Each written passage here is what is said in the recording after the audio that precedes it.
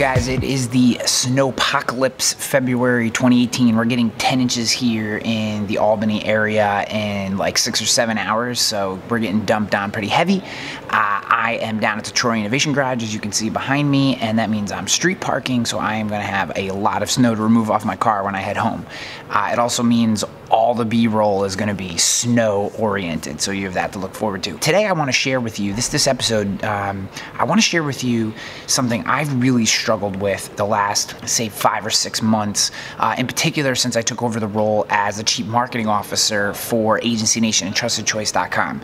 In September, I went from having 6 people report to me, basically just the marketing and communications team, and we added a couple more people. And I took on agency sales, carrier sales, and business development. So basically all of revenue generation, branding and marketing and communications for Agency Nation and TrustedChoice.com. And I now have 15 people that report up throughout my department. And to that extent, I've had to take on a much larger leadership and management role in addition to all my responsibilities that I still have as a creator. And I know many of you are agency owners, agency leadership, you have people that you manage departments, you have roles and responsibilities outside of just being a creator for your agency. And many of you watching, creator is probably a very small portion of what you're supposed to do. So I want to share with you some tactics, tips, guidance, advice, things that I think you should consider when you wear a leadership management hat and a creator hat, because I have personally found it easy to go from, okay, I wake up in the morning, I'm doing a bunch of creating, and now I need to transition my brain to being manager leader. But I find it very difficult to go from leader manager back to creator. And that becomes even more difficult if I don't plan my day right. So I have meetings throughout the day and then I'm trying to create in the troughs in between those meetings. I just really struggle with that. I do not do my best work. I've had to put a lot of thought into how I wear these two hats effectively, because I have a much larger and important leadership and management responsibility for this company. The people who work in my department are responsible for all the revenue generation for the entire company. That's a big responsibility. And at the same time, we don't just create content to market and brand our own business. Marketing and branding are actually an enormous part of the product we deliver to our clients. So there's lots of different facets inside of that. And this is not like woe is me. This is that I feel the pain of agency owners and managers and leaders and producers who they have other functions as part of their job in addition to being content creators, marketers, and that kind of stuff. So these are just some tips I think will work for you. Take them, don't take them, but roll the snow B-roll, because it's time to get into it.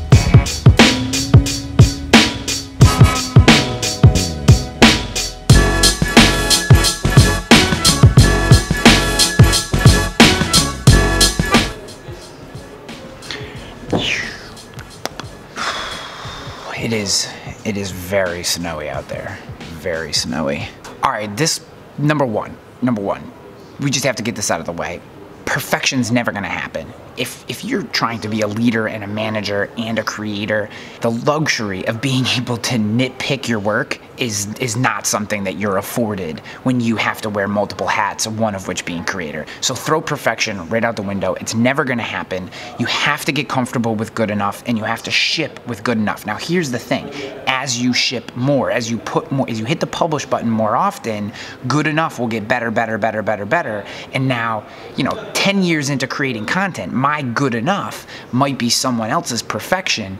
That part doesn't matter. It's all relative. But you have to get used to publishing good enough, or you're never going to get it out the door. You're going to spend too much time nitpicking, and that is time you do not have when you wear multiple hats. So number one, first and foremost, absolutely, positively, the most important thing that you have to think about is forget about perfect and download Grammarly. That will drastically improve your grammatical errors when you're writing, especially when you're writing on the fly like this. Number 2, allow outside influences to impact your thought process. And what I mean by this is lately I've been reading a lot of stuff about people who are like, I don't read other thought leaders because I don't want them to impede upon my own originality. Bullcrap. Outside influences help you understand what's going on in the marketplace. So consume other people's content. Maybe listen to a podcast on your drive in.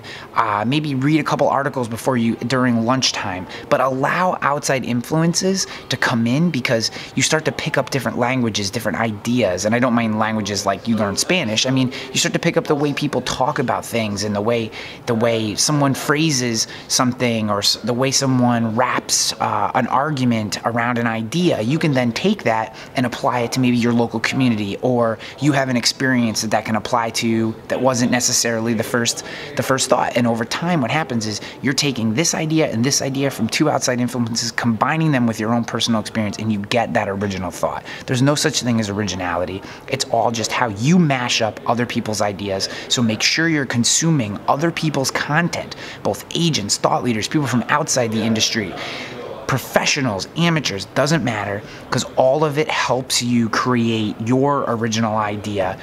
Outside influence, incredibly important, and it's going to help you create more. If you're trying to come up with some completely original idea that's never been thought of before, again, you're never going to hit publish.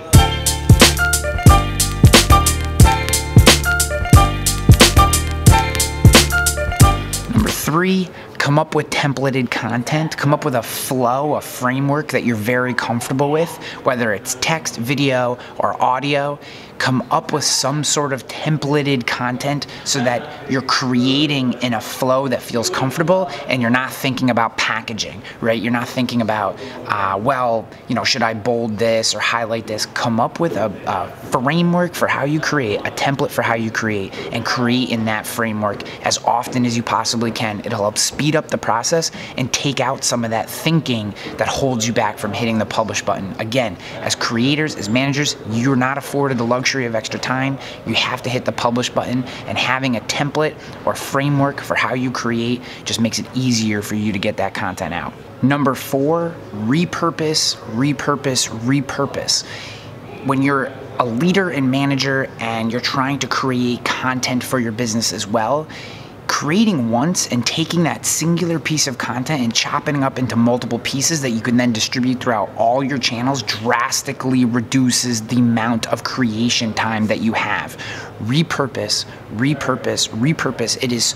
Repurposing is like your savior. It's your knight in shining armor. It's like one of the most important things that you can do to drastically increase the amount of content you create while decreasing the amount of creation thought power that you need to have on a daily basis. So what does this look like? Maybe create one piece of video that you turn into a piece of audio that you then get transcribed and turn into a blog post that then you can chop up little one-liners from and create Instagram and Facebook posts or LinkedIn posts or Facebook posts from. Create one time, chop up multiple times. It looks like you're creating all the time when really you just created once. Repurpose, repurpose, repurpose.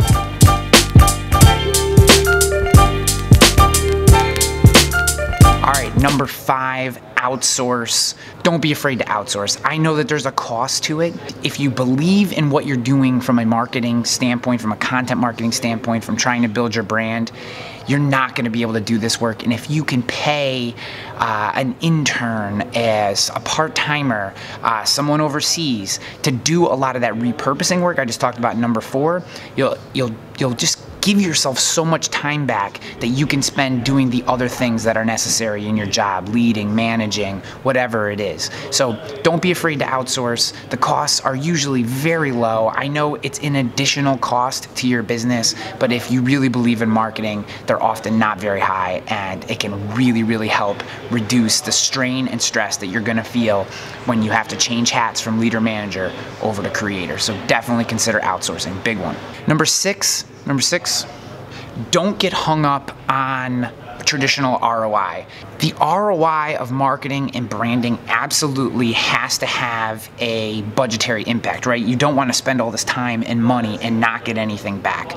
But we have to believe, there has to be a bit of faith and belief in the process, because there is a serendipity to putting your message out into the world. There's a serendipity to teaching others. And I can tell you, if there is anything that I am absolutely 100% positive about when it comes to content marketing, it's that the serendipity of the internet, the karma of the internet, always pays back. If you give without expectation of reciprocation, that means teaching, educating, giving, answering questions, being there, showing up for people when they're struggling with something. And it doesn't matter if you're talking about insurance, it doesn't matter if you're talking about marketing like I do and sales, it doesn't matter what you're talking about. When you give through content without expectation of reciprocation, that means it's not an ad, it means it's just, here's some great content to help you. There is always a positive ROI over the long tail. Always, always, always, always, without fail. Without fail. I believe this as much as I believe anything in my professional life, but if you only base it on short-term, last-click ROI, it's never going to make sense, you're never going to fully invest, and ultimately, you're going to fall behind everyone else who does believe. So, don't get too hung up on traditional ROI. Don't look, well, I posted this blog post and 3 days later I only have 20 visits. It doesn't matter. If they're the 20 right visits, if they're the 20 right people, if they're the 20 people that needed to see that message, that's all that matters. Because you're gonna do it again, and you're gonna do it again, and you're gonna do it again, and that's how you win over the long tail.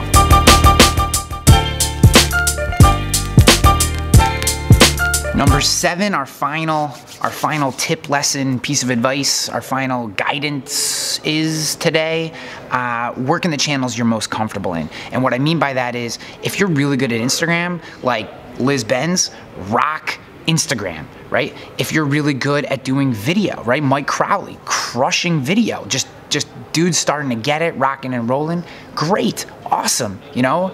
Jack Wingate from All Choice Insurance, another one, right? If you're really feeling video, do video.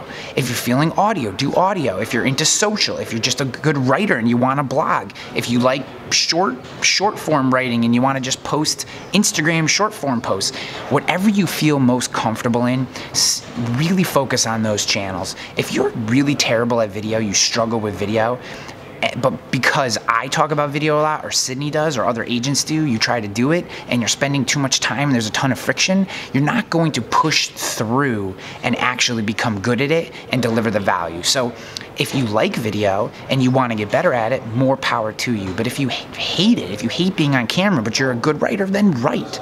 So the answer is unique to you, but you really want to work inside the channels that you are the most comfortable in and that you really think that you can grow into, because that's where you're going to do your most work and have the most impact, and your message is going to connect with the most people. Guys, this has been, this is a tough one for me, because I've struggled with all these things, and in particular the outsourcing one, I still don't do that very well today. I still have my hands too much in the editing process of the videos we do. So I want to hear from you, though. I want to hear from you guys. What are some of the struggles you are having? And I keep doing this motion. I don't know why. That's new to me. That's a new motion for me. I don't know what that's all about. But I want to hear from you. What are some of the things that you struggle with in terms of going from leader, creator, from wearing this other hat to having the creator hat? And maybe we can talk through those. Maybe Sydney or Joey or someone else who watches these videos, someone else in our community has struggled with those things and has an answer for you. But we don't know unless you ask. So hit the comments up. If you like this video, hit the like button. I would love for you to subscribe if you're not. I would love for you to subscribe if you're not already subscribed to this channel, because that's how you get notified about all the great content that Joey, Sydney, and myself are putting out, as well as our Independent Agent Reimagined series, which I have a couple more of those coming out, and all the other great stuff that we do. I love you guys. Thank you for watching this show. I am out of here. Peace.